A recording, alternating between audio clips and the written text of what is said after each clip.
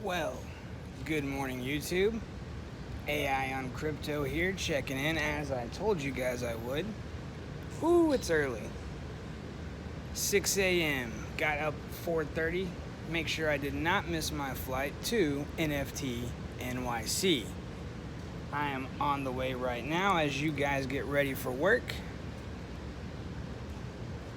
You know, I got to tell you, I really actually did need a vacation. I work a 9 to 5 just like you guys every week, and I probably haven't taken a vacation in well over a couple of years. I take that back, about 1 year. I went to Ecuador for 2 weeks about a year ago. But anyways, man, I'm pumped. NFT NYC, that is where we're going today.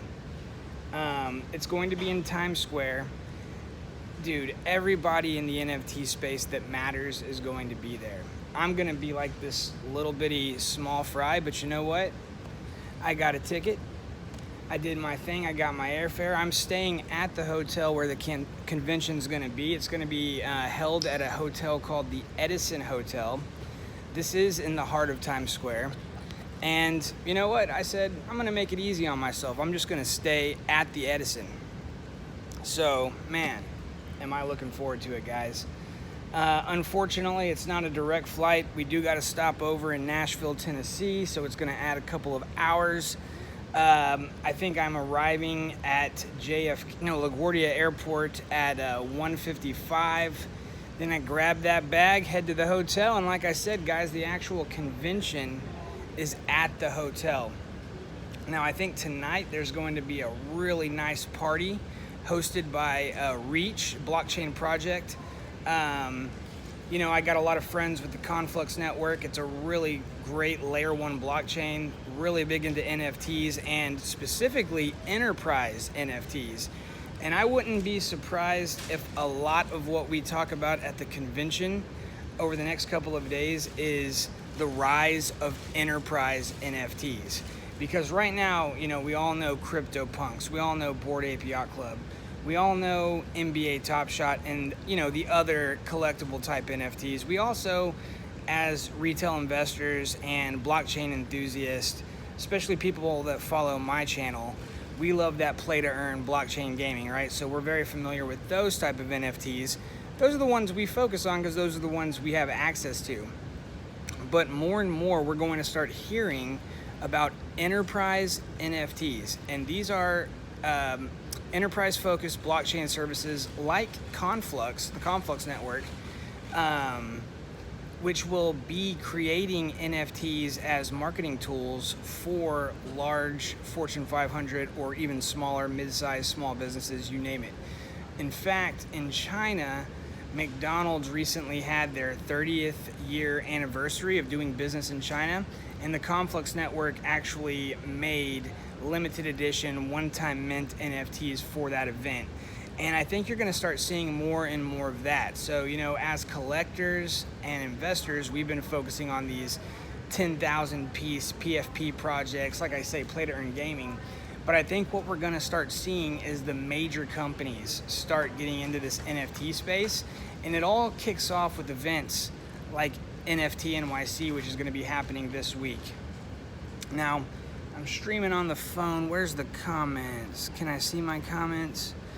Cannot see the comments right now, guys, if you're making them. I do see we have about 6 people on the chat right now, but who knows? Maybe y'all are shaving, brushing y'all's teeth, driving to work. Definitely don't comment if you're driving. If you're driving, please do not comment on the video. What's up, buddy? Man, I'm so excited. The crypto space is so stressful. Krishna, my man, Krishna, he's an NFT guru himself. That's why he calls himself NFtivity. He is a young, up-and-coming YouTuber. He's got his own channel, and he's really focusing on Axie Infinity. He runs my Axie Infinity scholarship program. We've got 8 scholars. We just set up the 8th scholarship last night before I hit the road. Because really I handle all my Axie stuff in my Ronin wallets from my home PC, so I'm not going to be having any access to that up here. But you know, I've got a lot of NFTs right now, guys, and I've got NFTs on the Ethereum network. I've got NFTs on Immutable X. I've got NFTs on the Ronin network. I've got NFTs on the Conflux network. I've got NFTs on Solana. And I've got NFTs on Cardano as well. In fact, I think I'm probably most bullish on a collection of NFTs that I currently have on ADA, Cardano, and that's called Clay Nation. And I truly believe that Clay Nation is going to be the Bored Ape Yacht Club, maybe the CryptoPunks of CNFTs, which is what they call Cardano NFTs. I guess they try to differentiate themselves with Ethereum NFTs by saying CNFTs. Now, I don't know if that's going to fly long term or not. Like, you know, an NFT is an NFT. If you start trying to call all of your stuff CNFTs, and we're talking about mass adoption here, you could confuse the noobs when you say, oh no, I'm not getting an NFT, I'm getting a CNFT, and they're like, what's that? Oh well, it's an NFT, but it's on Cardano. So I don't know about the whole CNFT thing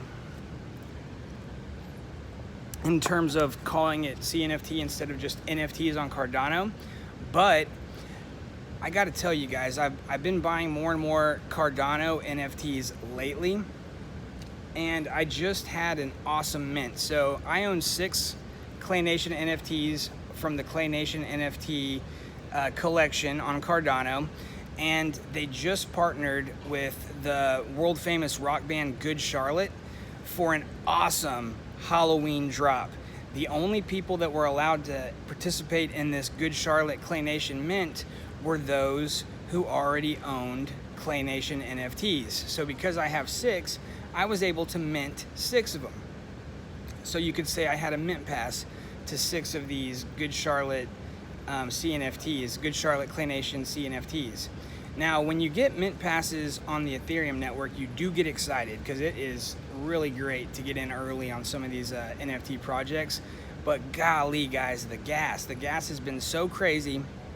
And I got to tell you, I was able to mint these Good Charlotte Clay Nation NFTs yesterday. The mint price was 50 ADA. I minted 6 of them, and I paid 301 ADA. So my transaction fee to mint 6 NFTs on the Cardano blockchain was only 1 ADA. It's like $2. All right, can you imagine minting 6 NFTs on the Ethereum network for $2? It's like, even if you have a mint pass for free mints on Ethereum, you got to have like at least 200. I mean, maybe on a good day, if it's slow, you can still occasionally mint an NFT for $80 worth of Ethereum. But most of the time nowadays, it's $150 for any NFT related transaction. See, the way that it works on Ethereum is that the more complex the transaction, the higher the gas fee. So if you were just going to send your NFT, like if I had an NFT in my Ethereum MetaMask wallet and I wanted to give it to you as a gift, to send it is a relatively simple transaction, and that would probably be, you know, a low transaction fee in the $20 to $30 range. But right now, to mint an NFT on the blockchain, which is a little more complicated, I mean, we're talking $100 on $120 most times, sometimes higher. So to actually participate in that Cardano mint yesterday and only pay like $2 to mint 6 NFTs, let me know. You know what? The NFT space is truly just getting going. Ethereum's not going anywhere. Ethereum will always be the marketplace, will always be the blockchain for the high-end NFTs. But what about the starters? What about the people just getting into NFTs? Maybe they're just getting into crypto and they've barely even filled their bags and they only have a few $100s or a couple of $1,000s to invest with. But you can't really do anything on the Ethereum network with less than $500, and then you're limited because of the transaction fees. You might be only able to get one low-level NFT.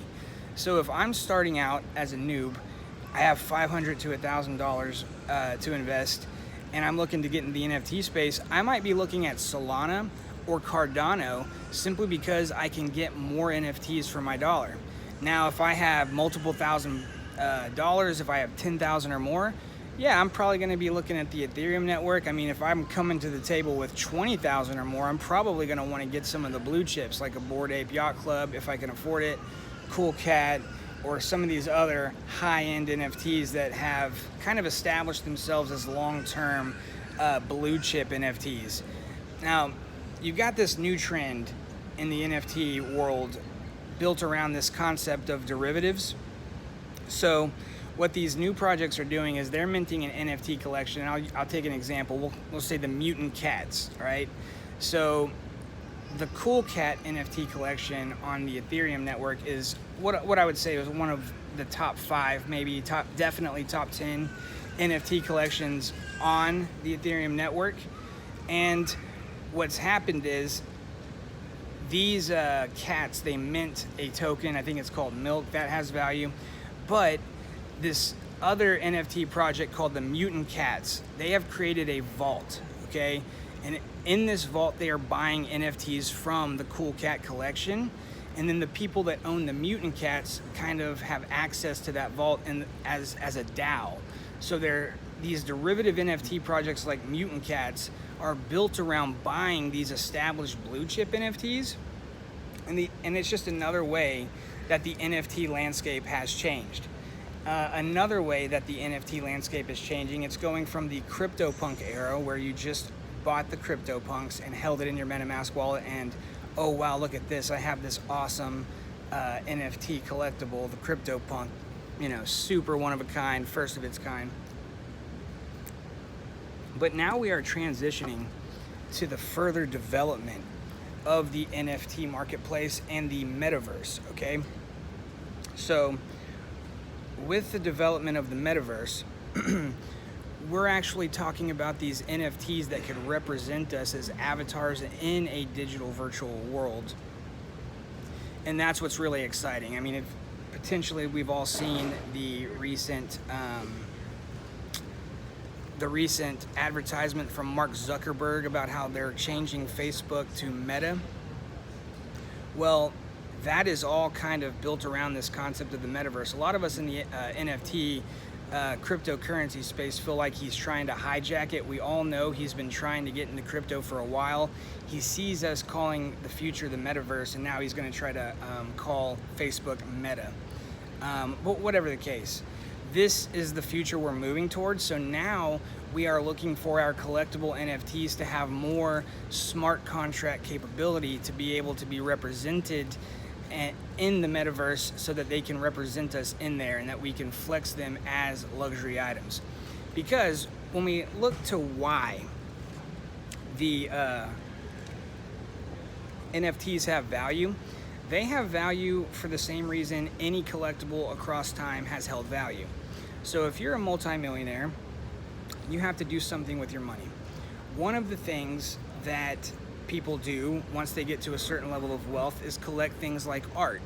So when you buy let's say $100,000 art piece, where does that go? It goes in the wall in your house. Now maybe you really are just such an art enthusiast that you would pay $100,000 to just look at this piece of art on your wall.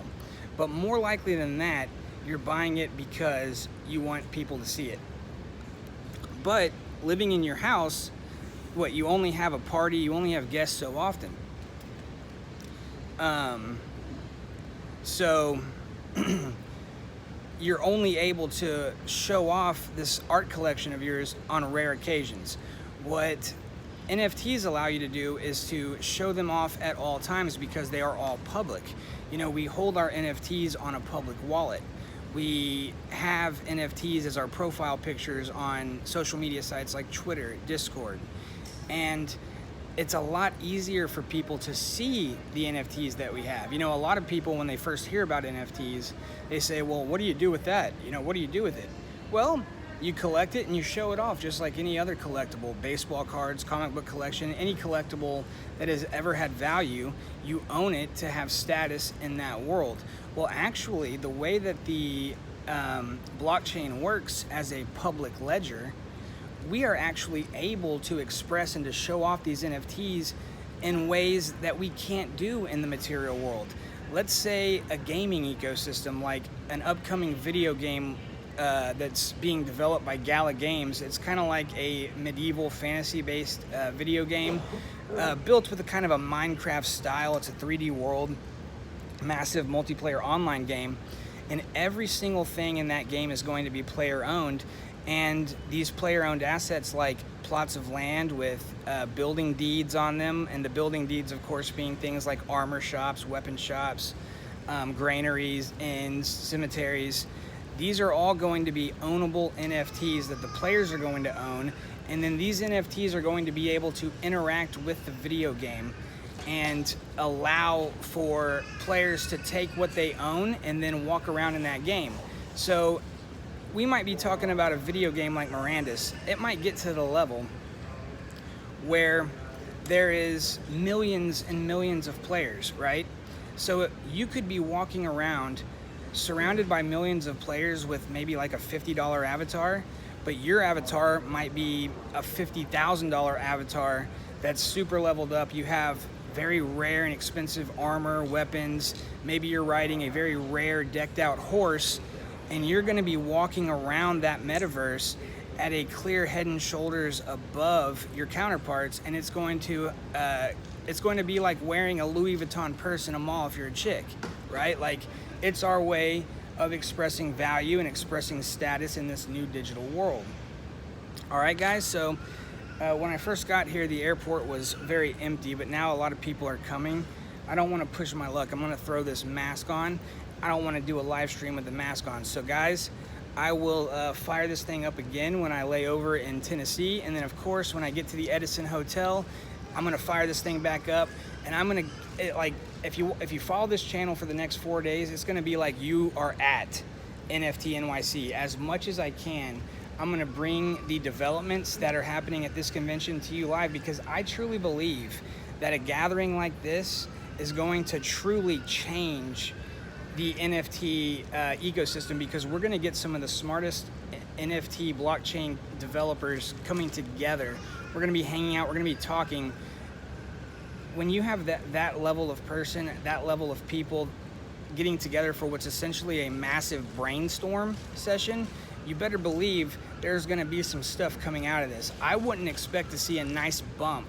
I wouldn't be surprised if there was a nice bump in the NFT market actually this week, because there's going to be stuff rolled out and revealed to the public for the first time here. It's going to be awesome, so stay tuned. If you didn't do it already, please, subscribe, tap that bell, and you'll be one of the first people to see what's going on at NFT.NYC.